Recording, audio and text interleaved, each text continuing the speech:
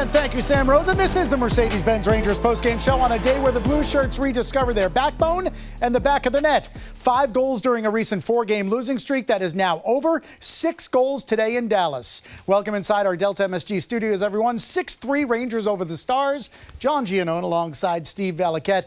It is never too early to show some resolve. And it seemed as though the Rangers, to a man, understood the meaning of today, given what had happened in the previous 4. The way they lost, as much as the fact that they did, and they did something about it, better late than never. Right, and look, I was a little worried off the start because you're really looking for a start-on-time game, and the Rangers were a little slow to get going. About 7 minutes in is when they really started to turn it on, but that showed the resolve, and I think that somebody really cued them on the bench. It was one of those where the guys get together and say, hey, not again today. We have to show that this game matters to us, and it matters in the standings, but it also matters with just getting going again with your season. You've got another big game tomorrow night in Arizona, but you really need to get these 2 points. I love the specialty teams.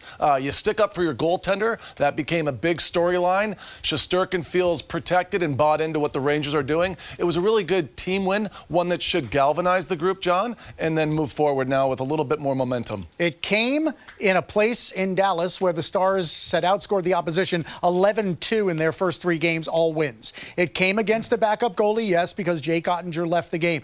But it also came within the last 10 minutes when the Rangers scored 3 goals in a span of 2:08. And let the record show that the guy who gets the game winner is the guy who scores his first NHL goal, and that is Zac Jones. Great feeling, right? And look, it's a memorable one for Zac Jones, but for the season, it'll be one that we all recall because it was the time of the game, it was the score of the game, momentum wasn't quite in the Rangers' favor, and Zac Jones gets this one here through a screen. Now, Pavelski steps up, and it's really hard for Wedgwood here to track it through what we call the 6-hole, the space between the catching glove and the body.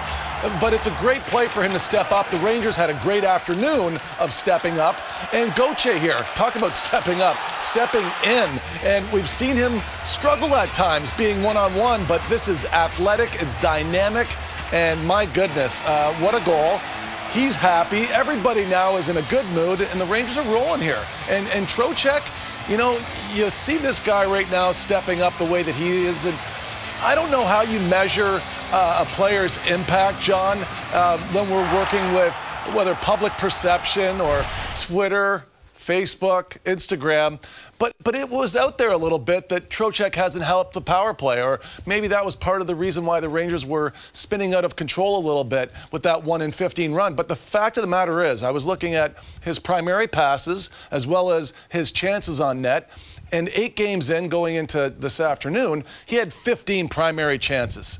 And at this point of last season, Strome had just 7. So I think we can simmer down with how well he's done. I think he's done really well at accommodating himself, getting in with this group, not just gelling, but being a major contributor. So those 3 goals in a span of 128 seconds reversed a 3-3 tie, gave the Rangers a 6-3 win.